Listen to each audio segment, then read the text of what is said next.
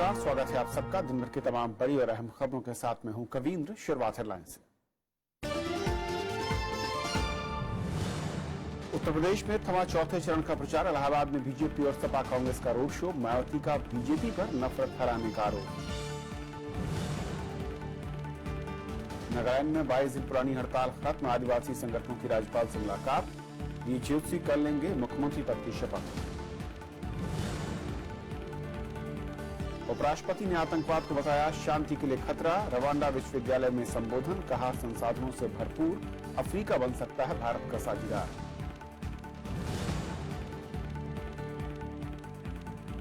Delhi high court से स्मृति ईरानी को राहत। 10वीं और 12वीं की मार्कशीट की जांच पर रोक। केंद्रीय सूचना आयोग ने सीबीएसई को दिया था आदेश।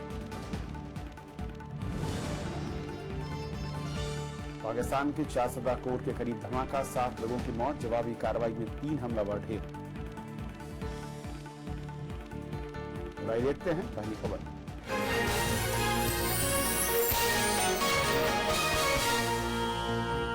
उत्तर प्रदेश में चौथे दौर के लिए गुरुवार को वोटिंग है और प्रचार के आखिरी दिन राहुल गांधी और अखिलेश यादव ने इलाहाबाद में साझा रोड शो किया। बीजेपी अध्यक्ष अमित शाह ने भी इलाहाबाद में ही रोड शो कर विरोधियों पर निशाना साधा, तो बीएसपी प्रमुख मायावती ने प्रधानमंत्री और बीजेपी पर चुनाव को जातीय और सांप्रदायिक रंग देने के आरोप लगाए। इस दौर में 53 सीटें हैं, जिनमें बुंदेलखंड इलाके के 7 जिलों की 19 सीटें भी शामिल हैं। उत्तर प्रदेश में चौथे दौर के चुनाव के लिए मंगलवार को प्रचार थम गया। प्रचार के आखिरी दिन राहुल गांधी और अखिलेश यादव ने इलाहाबाद में साझा रोड शो किया।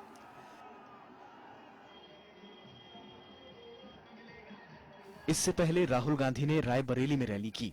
उन्होंने कहा कि प्रधानमंत्री खोखले वादे कर जनता को गुमराह करने में जुटे हैं। उन्होंने प्रधानमंत्री पर किसानों और युवाओं की अनदेखी का आरोप लगाया। किसानों को लाइन में लगा दिया, मजदूरों को लाइन में लगा दिया।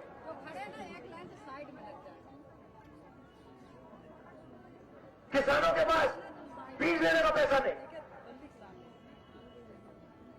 एक के बाद एक खेत बर्बाद कर दिए। छोटे दुकानदारों को खत्म कर दिया। उनकी जिंदगी क्या से चलती है, उड़ा दिया, उनको खत्म कर दिया। बीजेपी अध्यक्ष अमित शाह ने कौशाम्बी में रैली के अलावा इलाहाबाद में रोड शो किया। उन्होंने राज्य की बदहाली के लिए समाजवादी पार्टी, कांग्रेस और बीएसपी को जिम्मेदार ठहराया। ये चुनाव यूपी का भाग्य बदलने का चुनाव है मित्रों, यूपी का भाग्य बदलने का। 15 साल से सपा बसपा सपा जो क्रम चला है, उत्तर प्रदेश को बहुत पिछड़ा बना दिया है। उधर लखनऊ में बीएसपी प्रमुख मायावती ने प्रेस कॉन्फ्रेंस कर विरोधियों पर निशाना साधा। उन्होंने कहा कि प्रधानमंत्री पार्टी की हालत खराब देखकर विपक्षी दलों पर गलत बयानबाजी कर रहे हैं। बीजेपी के वरिष्ठ नेता और प्रधानमंत्री श्री नरेंद्र मोदी भी तो अपनी खराब हालत को देखते हुए चुनाव में तो वो गलत बयानबाजी बहुत कर रहे हैं। इस चुनाव को वो इस प्रयास में लग रहे हैं कि इसको जाति और धर्म का रंग दे दिया जाए। चौथे दौर में 23 फरवरी को 12 जिलों की 53 सीटों पर मतदान होना है। इनमें रायबरेली, प्रतापगढ़, कौशाम्बी, इलाहाबाद, फतेहपुर के अलावा जालौन, झांसी, ललितपुर, महोबा, बांदा, हमीरपुर और चित्रकूट जिलों की सीटें शामिल हैं। इस दौर में 199 निर्दलियों समेत 680 उम्मीदवार चुनावी मैदान में हैं, जिनमें 61 महिलाएं हैं। बीएसपी 53, बीजेपी 48, समाजवादी पार्टी 33 और कांग्रेस 25 सीटों पर चुनाव लड़ रही है। 2012 में इन 53 सीटों पर हुए चुनाव में समाजवादी पार्टी को 24 सीटों पर सफलता मिली थी।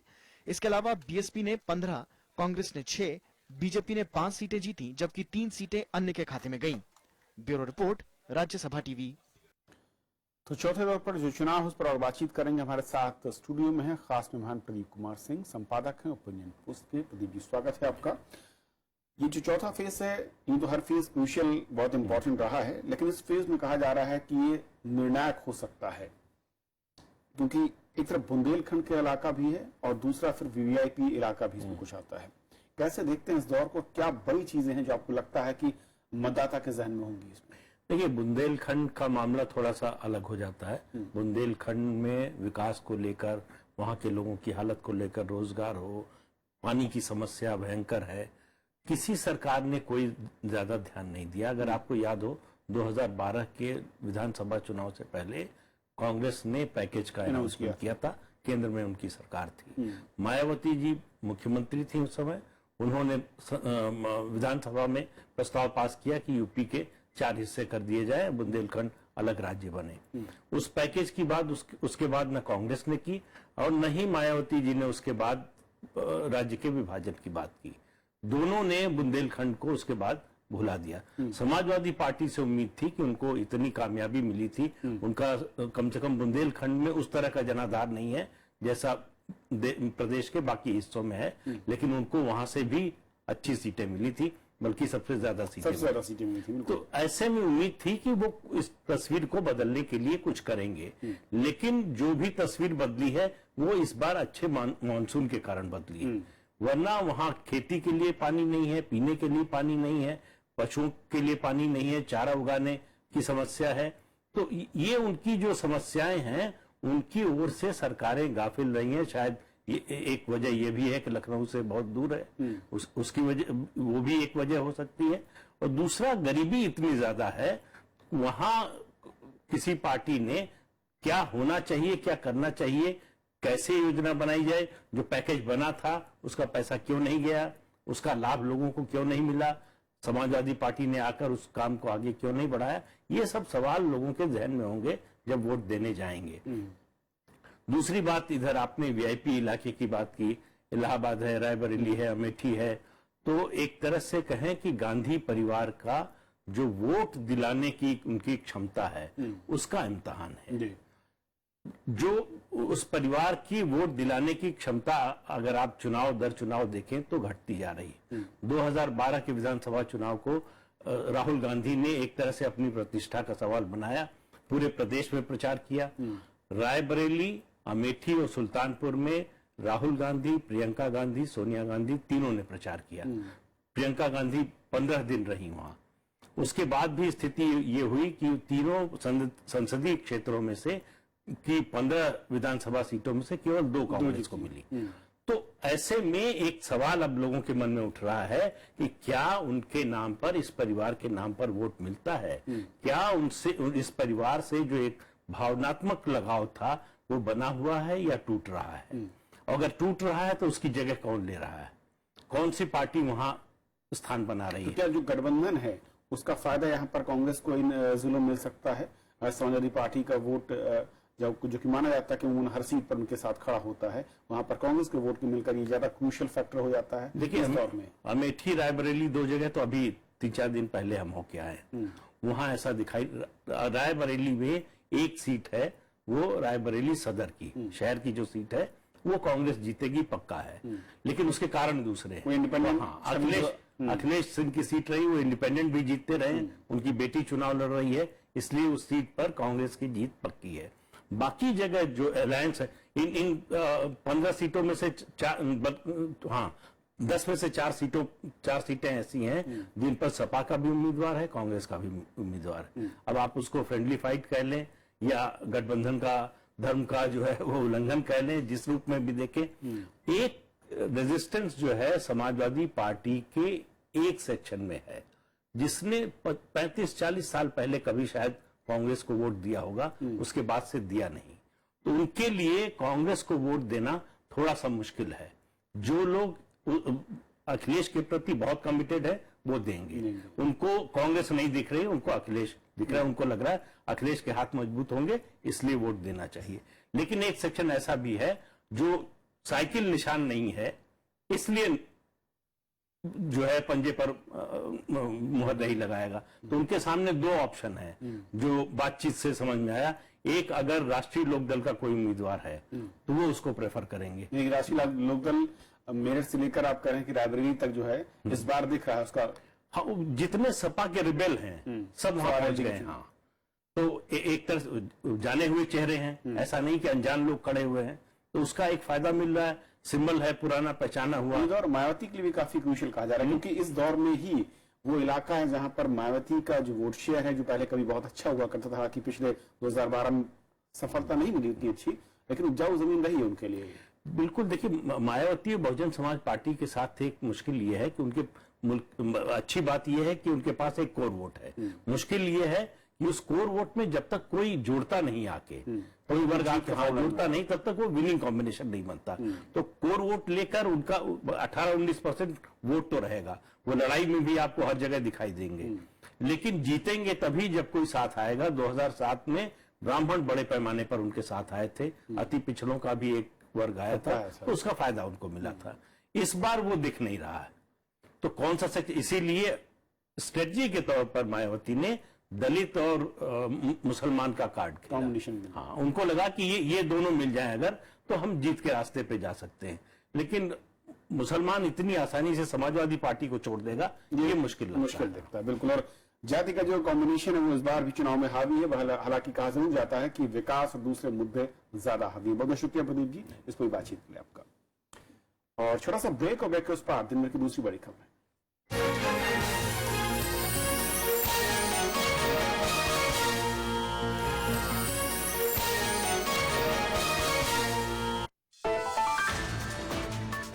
उपराष्ट्रपति का रवांडा और युगांडा दौरा, नए उद्यम, हवाई यातायात और वीजा से जुड़े समझौते, किगाली में कारोबारी विकास केंद्र की स्थापना,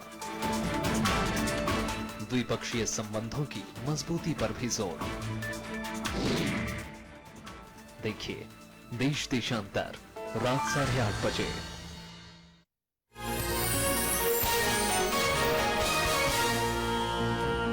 महाराष्ट्र में बीएमसी समेत 10 महानगर पालिकाओं के लिए आज वोट डाले गए। इस बार शिवसेना और बीजेपी 2 दशक बाद पहली बार आमने सामने हैं। वोटों की गिनती 23 फरवरी को होगी। महाराष्ट्र में बीएमसी समेत 10 नगर निगमों के चुनाव को लेकर लोगों में खासा उत्साह देखने को मिला।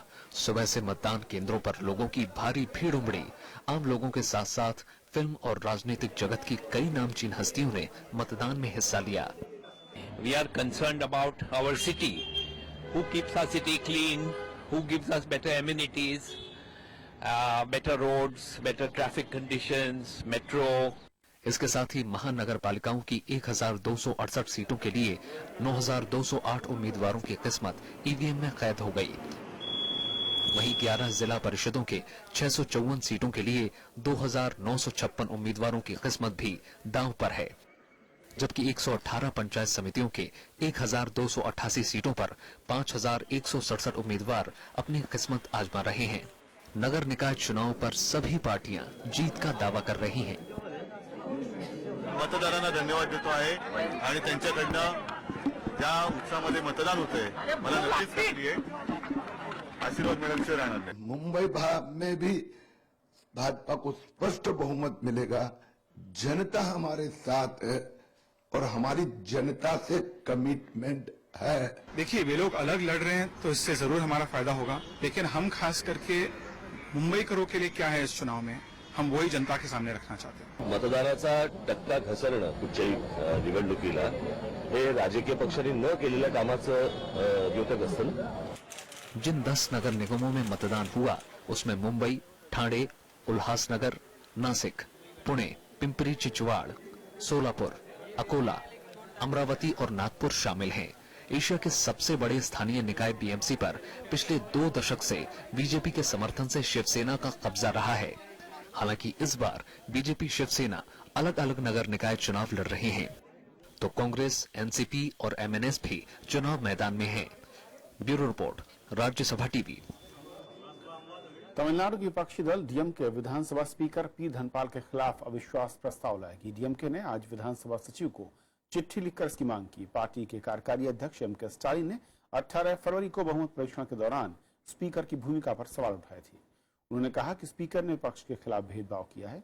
इस बीच मद्रास हाईकोर्ट में आज डीएमके के वकील ने स्पीकर और विधानसभा सचिव पर बहुमत परीक्षण से जुड़े दस्तावेजों से छेड़छाड़ का आरोप लगाया। बहुमत परीक्षण रद्द करने की मांग वाली याचिका पर बुधवार को सुनवाई होगी। नागालैंड में नेतृत्व परिवर्तन की घोषणा के साथ हालात तेजी से सामान्य हो रहे हैं। आदिवासी संगठनों ने बेमियादी हड़ताल खत्म कर दी है। महिला रिजर्वेशन के खिलाफ राज्य में पिछले 1 महीने से कानून व्यवस्था की स्थिति खराब थी। नागालैंड में आदिवासी संगठनों ने 22 दिन पुरानी हड़ताल खत्म कर दी है। मुख्यमंत्री टीआर जेलियांग के इस्तीफे के बाद ये फैसला किया गया है। नागालैंड आदिवासी एक्शन समिति और संयुक्त समन्वय समिति के सदस्यों ने राज्यपाल पीबी आचार्य से मिलने के बाद इसकी घोषणा की। दोनों संगठनों ने कहा कि वो सामान्य स्थिति बहाल करने में मदद करेंगे। नागालैंड में 31 जनवरी से हड़ताल चल रही थी। आदिवासी संगठन शहरी निकाय चुनाव में महिलाओं को 1/3 आरक्षण देने का विरोध कर रहे थे। राज्यपाल ने चुनाव प्रक्रिया रद्द कर दी है, लेकिन प्रदर्शनकारी मुख्यमंत्री टी.आर. ज़ेलियांग के इस्तीफे पर अड़े थे। ज़ेलियांग ने 19 फरवरी को मुख्यमंत्री पद से इस्तीफा दे दिया था। सत्ताधारी नगा पीपुल्स फ्रंट ने शुरहोज़ेली लीजियात्सो को विधायक दल का नेता चुना है। लीजियात्सो बुधवार को शपथ लेंगे। Bureau report, Rajya Sabha TV. Manipur के मुख्यमंत्री ओकराम मेबुई सिंह ने कहा है कि वो आर्थिक नाकेबंदी खत्म कराने के लिए त्रिपक्षीय वार्ता के लिए तैयार हैं, जिसमें केंद्र और राज्य सरकार के साथ यूनाइटेड नगा काउंसिल यानी यूएनसी हिस्सा ले। यूएनसी ने पिछले साल 1 नवंबर से आर्थिक नाकेबंदी कर रखी, जिससे सामानों की आपूर्ति पर असर पड़ा। मुख्यमंत्री ने आरोप लगाया कि यूएनसी को बीजेपी का परोक्ष समर्थन हासिल है। उन्होंने केंद्रीय गृह मंत्री राजनाथ सिंह के इस आरोप को खारिज किया कि आर्थिक नाकेबंदी के जरिए कांग्रेस सरकार विफलताओं से ध्यान हटाना चाहती है। दिल्ली हाईकोर्ट ने केंद्रीय सूचना आयोग के उस आदेश पर रोक लगा दी जिसमें केंद्रीय मंत्री स्मृति ईरानी के 10वीं और 12वीं के रिकॉर्ड की जांच करने का निर्देश दिया गया था। इसके खिलाफ सीबीएसई ने हाईकोर्ट में एक याचिका लगाई थी कि मार्कशीट को सार्वजनिक करने का फैसला निजता का हनन होगा और उस शख्स की इजाजत के बिना इसे सार्वजनिक नहीं किया जा सकता। कोर्ट ने इस मामले में आरटीआई आवेदनकर्ता को भी नोटिस जारी किया है और 27 अप्रैल तक जवाब देने को कहा है। प्रधानमंत्री नरेंद्र मोदी ने कहा है कि अमेरिका को H-1B वीजा पर दूर की सोचनी चाहिए। उन्होंने कहा कि भारत के आईटी पेशेवरों से अमेरिकी अर्थव्यवस्था और समाज को खासा फायदा हुआ है। उन्होंने ये बात अमेरिका से आए सांसदों के एक प्रतिनिधिमंडल से कही, जिसमें रिपब्लिकन और डेमोक्रेट्स दोनों दलों के सांसद हैं। प्रधानमंत्री ने कहा कि इस दौरे से दोनों देशों के रिश्तों में मजबूती आएगी। अमेरिकी राष्ट्रपति डोनाल्ड ट्रंप ने H-1B वीजा में कटौती की बात कही और फिलहाल हर साल 65,000 ऐसे वीजा दिए जाते हैं। अफ्रीकी देशों की यात्रा के अगले पड़ाव में उपराष्ट्रपति मोहम्मद हामिद अंसारी युगांडा पहुंच गए हैं। इससे पहले रवांडा विश्वविद्यालय में उन्होंने आतंकवाद को दुनिया की शांति और विकास के लिए खतरा बताया और आतंकवाद से निपटने के लिए वैश्विक स्तर पर काम करने की जरूरत बताई। उपराष्ट्रपति ने कहा कि भारत और अफ्रीकी देशों के बीच बहुत ही अच्छे और करीबी रिश्ते हैं। उनका मानना है कि प्राकृतिक संसाधनों से धनी अफ्रीका भारत का आर्थिक साझेदार बन सकता है, साथ ही भारत की ऊर्जा और खाद्य सुरक्षा की जरूरतों को पूरा करने में मददगार बन सकता है। मंगलवार को रवांडा विश्वविद्यालय में व्याख्यान देते हुए उपराष्ट्रपति ने आतंकवाद को आधुनिक समाज की शांति और खुशहाली के लिए सबसे बड़ा खतरा बताया। उनका कहना है कि आतंकी हिंसा को किसी भी तरीके से उचित नहीं ठहराया जा सकता। उपराष्ट्रपति ने आतंकवाद के खतरे से निपटने के लिए वैश्विक सहयोग पर जोर दिया। इससे पहले उपराष्ट्रपति ने सोमवार को किगाली में नवाचार विकास कार्यक्रम की शुरुआत की और इंडिया रवांडा बिजनेस फोरम को संबोधित किया। उन्होंने कहा कि नवाचार विकास कार्यक्रम के जरिए विज्ञान, तकनीक, संचार और शोध को बढ़ावा मिलेगा। India Rwanda Innovation Growth Program is being launched to expand ties in science, technology and innovation. After this pilot project, the program is proposed to be implemented in the East African community in 7 countries and will then be scaled to 7 other economic zones across Africa. Bharat और Rwanda के बीच 3 अहम समझौतों पर हस्ताक्षर किए गए हैं। इनमें नवाचार, विमानन और वीजा से जुड़े समझौते शामिल हैं। दोनों देश किगाली में उद्यमिता विकास केंद्र की स्थापना करेंगे। रवांडा की राजधानी किगाली से स्मिता नायर के साथ अरविंद कुमार सिंह, राज्यसभा टीवी। पाकिस्तान में खैबर पख्तूनख्वा प्रांत में 4 सप्ताह में हुए आतंकी हमले में 7 लोग मारे गए जबकि 15 से ज्यादा लोग घायल हुए हैं। हमले की जिम्मेदारी जमातुल अहरार ने ली है। जवाबी कार्रवाई में सुरक्षा बलों ने 3 आतंकियों को मार गिराया। पंजाब और सिंध के बाद मंगलवार को खैबर पख्तूनख्वा सूबे का 4 सद्दा शहर आतंकियों के निशाने पर रहा। अदालत के करीब हुए धमाके के बाद हर तरफ अफरा तफरी का माहौल था। चश्मदीदों के मुताबिक अदालत के बाहर विस्फोटों के बाद आतंकियों ने अंधाधुंध गोलीबारी की। जवाबी कार्रवाई में सुरक्षा बलों ने 3 हमलावरों को मार गिराया। उन्होंने कचहरी के अंदर दाखिल होने की कोशिश की थी। सबसे पहले उन्होंने पिस्टल और हैंड ग्रेनेड से हमला किया, पुलिस ने रिटेलिएट किया, 15-20 मिनट का पुलिस मुकाबला हो गया और ये जितने भी खुदकश हमला और आए थे सबको पुलिस ने हिट करके वो ब्लास्ट कर दी। आतंकी हमले के बाद सभी स्थानीय अस्पतालों में आपातकाल का ऐलान कर दिया गया है।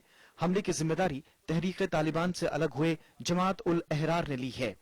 अमेरिका ने जमात उल अहरार को आतंकी संगठनों की सूची में शामिल किया हुआ है। ये एरिया सेंसिटिव था और पूरे डिस्ट्रिक्ट में, पूरे सूबे में कोर्ट्स को जो है वो अलर्ट किया गया था। उसमें हमने आज तकरीबन जितने भी सेंसिटिव इंस्टॉलेशन थी और खास करके ये जो कोर्ट्स हैं इस पे हमने एक्स्ट्रा डिप्लॉयमेंट की हुई थी और हमने इधर नाकाबंदियां भी की हुई थी और इसके एतराफ में सर्च ऑपरेशन भी किया था।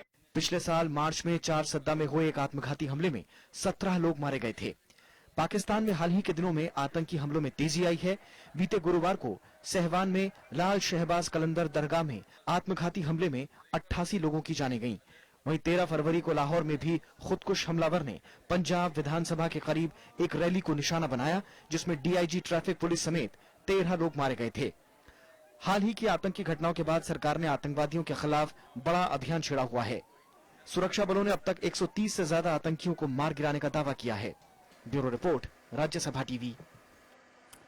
पाकिस्तान सरकार ने आतंकी संगठन जमात उद दावा के प्रमुख हाफिज सईद के खिलाफ कार्रवाई करते हुए उसे जारी 44 हथियारों के लाइसेंस रद्द कर दिए हैं। ये लाइसेंस हाफिज और उसके सहायकों के नाम है।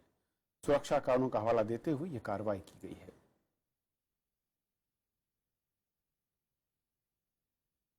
तो खबरों के आज के सफर में इतना ही। नमस्कार।